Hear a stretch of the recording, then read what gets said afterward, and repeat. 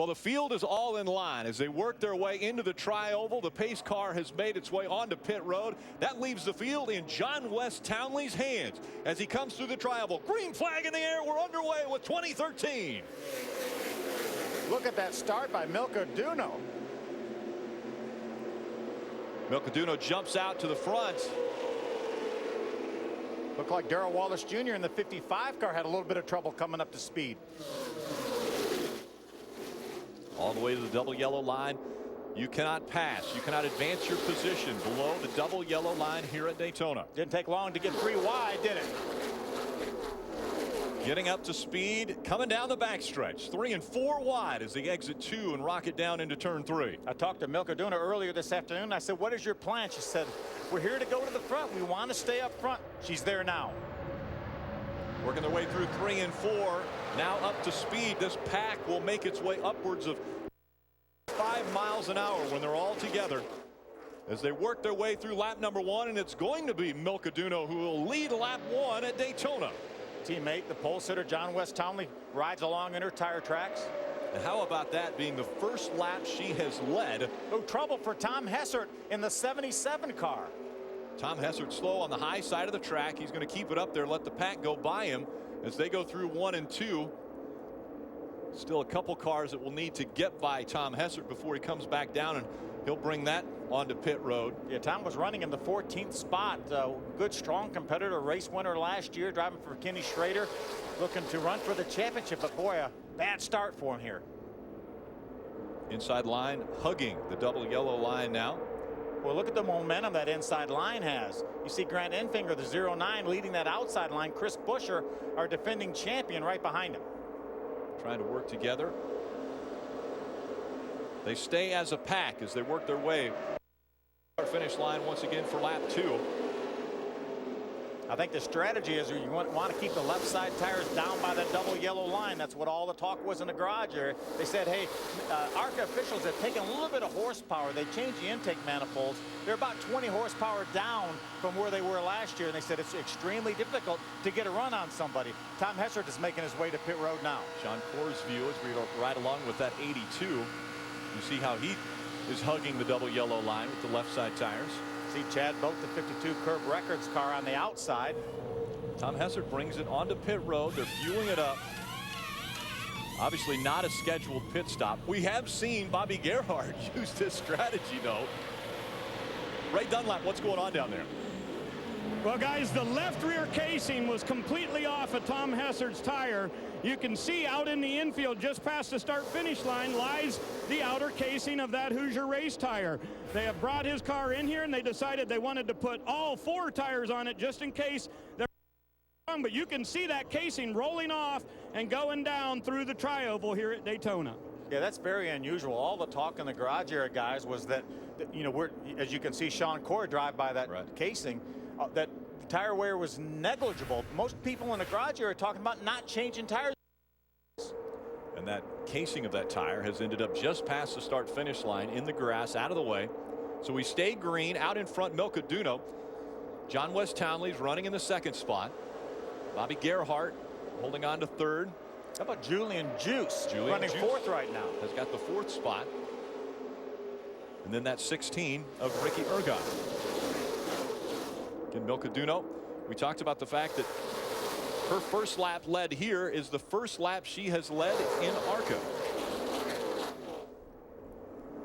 See Julian Juice, you see at the base of the windshield, you see some, right there, some steam coming up. That car's running a little bit hot. Very limited practice time for these guys and gals. They had their practice cut short by about 3 hours the other day. They had a brief 45-minute final practice this morning, but a lot of guys were working on tape, stuff like that. It looks like Julian Juice may have too much tape on that car.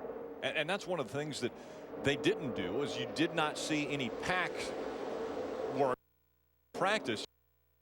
2, 3, 4 cars, multiple cars working in that first practice, so not a lot of lessons learned as how much tape they needed on the front of these cars. And it looks as though Julian Juice may have just a bit too much on that one. Riding along with Ricky Ergot in the 16, just behind Julian Juice. You can see that steam continuing to come out, and that steam will, that water will push its way out for a while, and then it's going to run out of water, and then it's going to melt that thing down. So I think right now I would give up that spot, certainly get out of line, and see if air will cool it off. If not, then come to pit road, top that thing off with water. It's not worth it. That second line still trying to work its way up. Hasn't had a lot of progress, and as you mentioned, Julian Juice has moved out of line, see if he could get some air on the front of that race car. Yeah, that's a good move. Even if you have to give up some track position, even if you have to go to the back of this pack, maybe the thing will cool down, stop pushing water out, and you'll be on.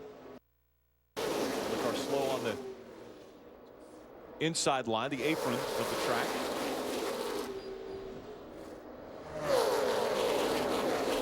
Again, Julian Juice continues to push steam out at the base of the windshield of that 94. But he is out in front of the second line, so we'll see if the added air to the front of that race car is going to help out, potentially cool it down at all. Still Milcaduno out in front of John West Townley. Two Venturini Motorsports cars in front of this field.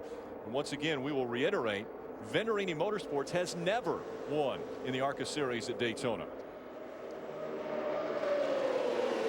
See the steam still coming out of the 94 of Julian Juice. He is leading that pack on the outside, gaining pretty well. Chris Buescher just behind him in the 17. So 7 laps already complete, and it's been all Milcaduno since the drop of the green flag at Daytona.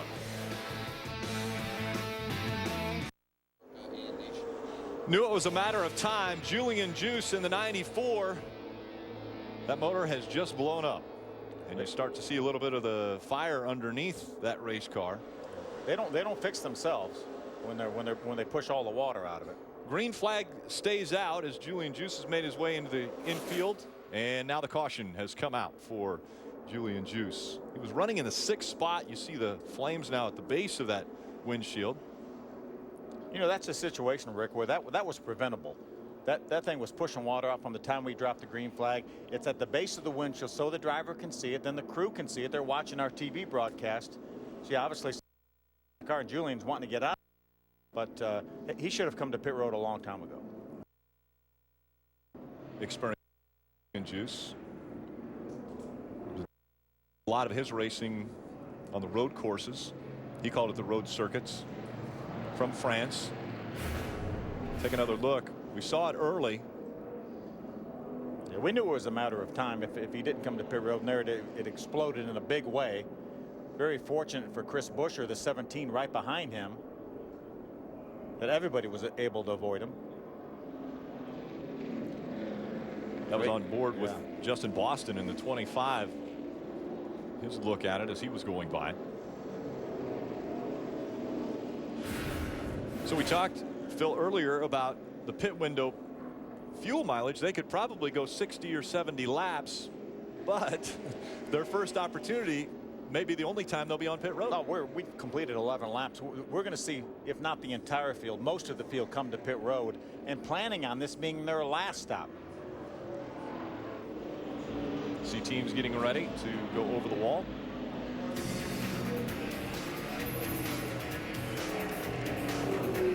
Tonight you get more live Monster Energy Supercross right here on Speed. See the world's greatest riders stampede into Dallas for a high-flying bar-to-bar battle for Lone Star State supremacy. It all begins tonight. That's 8:30 Eastern. Live right here on Speed. And again, I think we're going to see fuel only unless some of the drivers maybe slide the tires coming to pit road. Say, hey, I may have flat spotted that left front or whatever. I think we're going to see fuel only. Let me ask you this. Tom Hessert had to come onto pit road because of the tire issue they had. Do you stay out of your Tom Hessert? I think I come in now because he's going to get the free pass. I think there's nothing to lose. He's going to have to start at the back because of the free pass. So come to pit road and get yourself topped off. Expecting the field to make their way onto pit road. They're working down the backstretch now. He actually, on our scoring monitor right now, he is being shown behind the 10 car, that Pampa, so he may not get the free pass. We're getting a report now from the ARC officials that 10 is going to be the free pass, so Tom will have to try to catch another caution down the road. Milcaduno, John West Townley running 1 and 2. Townley was your pole winner.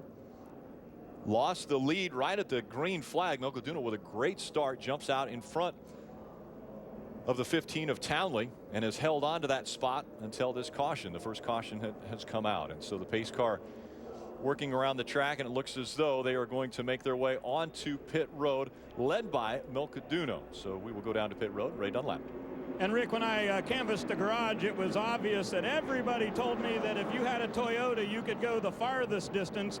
So they may be able to put a very little amount of gas in this race car for Milcaduno. She'll come down. She's right just past the start-finish line. She'll come to the attention of Kevin Caldwell and all of her crew. All they're going to do is stick the Sunoco fuel in this thing and back to the track. Jim Trado. The Zaxby's Toyota is down on pit road. P2 for the Polster to John West Townley. The call from crew chief Kevin Reed. Fuel only. No adjustments. Just a splash and he's gone. Safe for Bobby Gerhardt in the black number 5 Lucas Oil Chevy. He'll beat him up pit road. Put the 5 out front first. They actually got the pit work done so fast that they were stopped at the end of pit road. And now some cars have gone, some cars have passed them. Some stopped, some did not. So we'll wait to see if there will be penalties for going through that stop sign at the end of pit road. Issues Grant for the Enfinger 09 of turned sideways in his pit. Could have been some contact there. Enfinger looks as though stalled on pit road. So you see the race off of pit road. Milcaduno trying to get off pit road. And Pushed her the right in front 55 of her with issues. teammate. Yep. Darrell gave her a break, letting her get out of her pit. There's a race off pit road. Bobby Gerhardt, but he stopped about 2 car lengths past pit road. You see some of the cars still on the racetrack. That's why the stop sign was out for all the cars leaving pit road. John West Townley coming across the stripe second, but as you mentioned, those cars stopped once they got past that race line off of pit road. So we will restack the lineup. That's what it looks like when an engine blows up after you go 11 laps with no water.